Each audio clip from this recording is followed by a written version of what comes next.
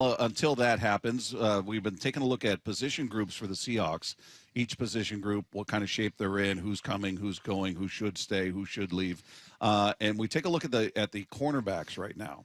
And the most intriguing name on this list to me, and I think probably to most people, would be Riq Woolen, who after his very first season in the NFL, we were like, wow. They found their next Richard Sherman. They found another gem in the 5th round. I believe he's one pick away from where Sherman was picked in the 5th round. So it was just striking similarities, tall guys, long, lanky, 5th round, blah, blah, blah. Amazing rookie year.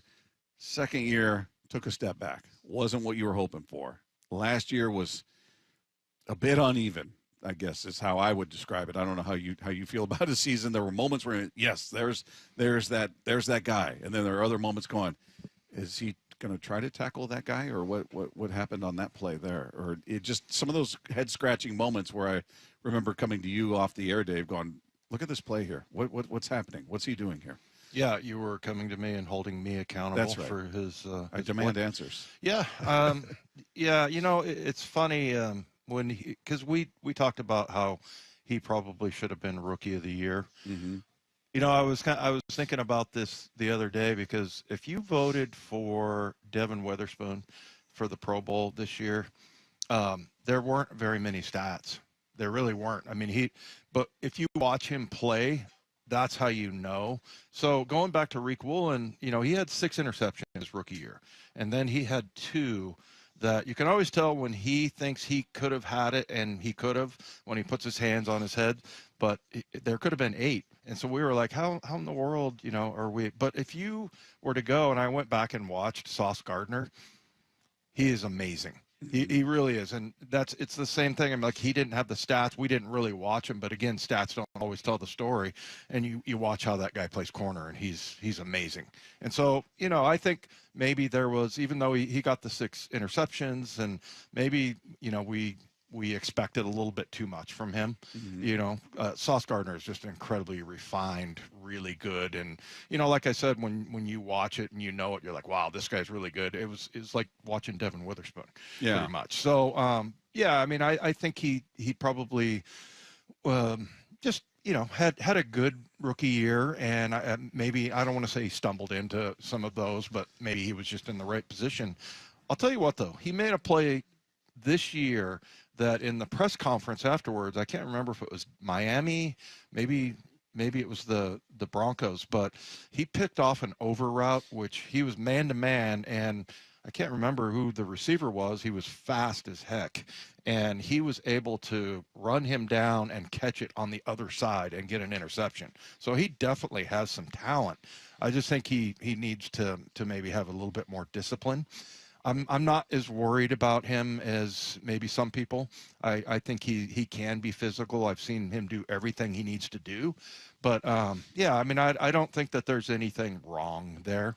But, you know, if he were to put together a really good year, I think it's going to help him with his contract being up. Yeah, I mean, he's going into the final year of his rookie deal. And if we were predicting after his rookie year, we'd be going into this offseason going, okay, well, you're extending him. That's a no-brainer. He's getting an extension. They're not going to let him play out his final year, a lame duck year, if you will. But yeah, now you fast forward, you're going, all right, he's going to enter his final year, and I'm pretty sure there's not going to be an extension in place, that it's going to be, all right, let's see what he does in this season. Yeah, I think would you be surprised if they extended him? Yes. Yeah. Yeah. I mean, and I think for him, it would probably be the best thing. You know, somebody was talking about what's the big deal playing out your rookie deal? I mean, go out there and, you know, prove it. It might actually help the player. You know, it'll help Woolen to have something to fight for and something to, you know, get a chip on his shoulder and, you know, kind of bet on himself. Now, what about this guy? You and I probably spent more time talking about him than anybody. That's Trey Brown. Yeah. He's a free agent. So he's out there to be had. He's a guy that's flashed multiple times in multiple seasons, but it's you don't have a complete season from him. For whatever reason, it felt like he might have been in Pete's doghouse in his final year because he was healthy and he was just not out there on the field. And we'd always revert back to, well, we're not at practice watching what's going on and what's not going on, so I'm sure there's a good reason. And then a new regime comes in. Yeah. And it was kind of the same thing. He was healthy, but he wasn't out there. It was like, all right, something is not lining up with him. We're seeing moments out there going, wow, he could be a really good player. But it's just, I guess, being consistent with it is problematic. Yeah, I don't get the feeling that he's necessarily in the doghouse. It was kind of weird because, I did think that about Pete. He's one of those players I have to say I should recuse myself because I really want him to be good because I think, first of all, I think he's a great kid, but also the way he talks about the game, he's really smart. Like, I feel like when you talk to certain people, like, I use the example Moyer, you talk to a guy as a player, you're like, he's going to be a coach. And that's kind of what I hear from Trey Brown. But, coming into the season, they loved him. I mean, when I asked Dirty about I'm like, who are the guys that you would trust to lock a guy down and follow him or shadow him or whatever, and he said Trey Brown was one of them. The other two were Spoon and Riq Woolen. So yeah, they like him. They like him going in. I think he's a good, smart player, but he just didn't. He had a couple of plays like lining up off sides, and then he gets beat for a touchdown the very next play. I think that was a bad sequence. I think that was against Minnesota. That was a bad sequence. Yeah. And I remember I texted you guys, well, maybe this is why we don't see him. I don't know. Maybe that the mystery is solved here, but I don't know. I still think that they like him. So it's that one is a tough one to call. If you asked me, like, do you want him on your I want them to re-sign him, but that they may not feel that way about him. Yeah, and you brought up Riq Woolen. He's entering the final year of his deal. We were just talking about him. Here's what Mike McDonald, this is how he answered when he was asked how he felt Woolen played this season. I thought Riq had a good season. Thought he's really grown as a person and a player. And he knows this, but to take his game to his next level is just consistency. Doing it in, day out.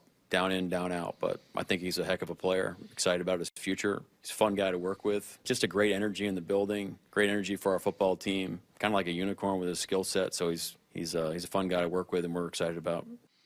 Yeah, so he hit what we just said, just being consistent. The ability's there. We've seen it. Just be that guy week in, week out. Yeah, remember he got benched? Yeah.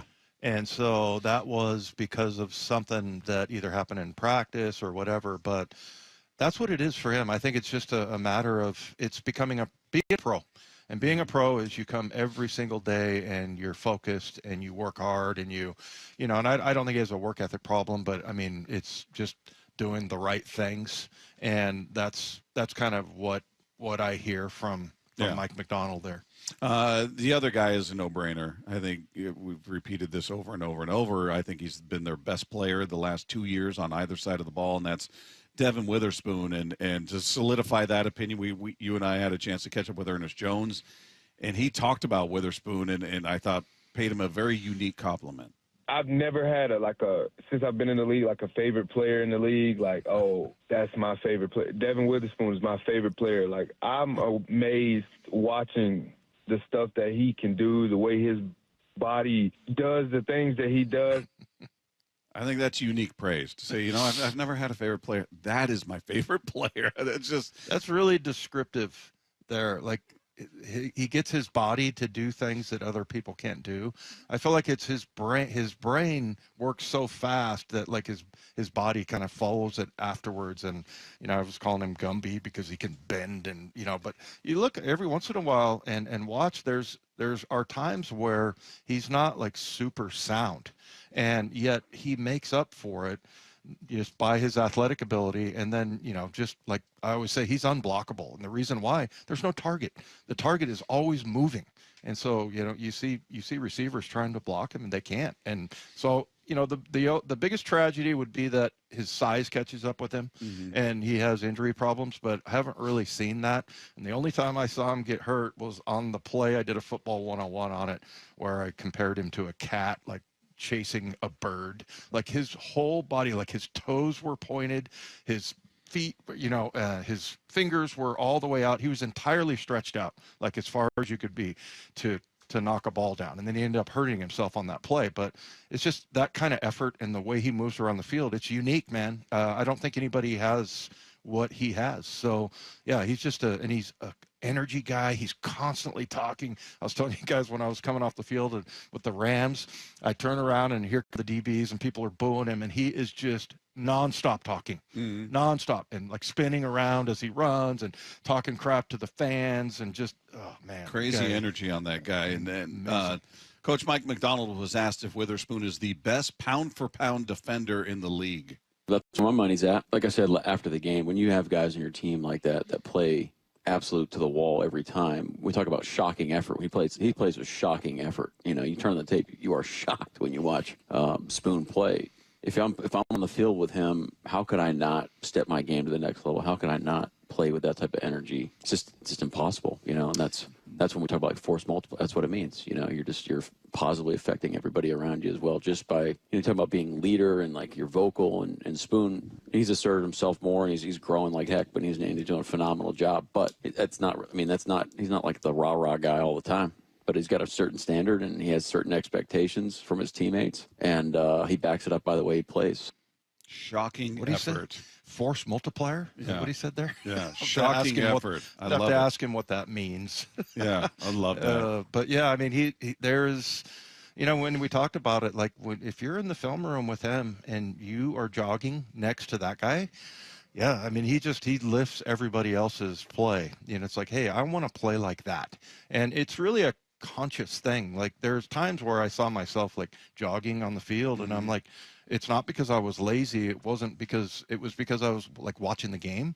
And it takes a certain amount of discipline to fly to the ball every single time. And Spoon, like the biggest shock would be if he didn't. You know, after having watched him play, if you saw that guy jogging on the field, you'd be surprised.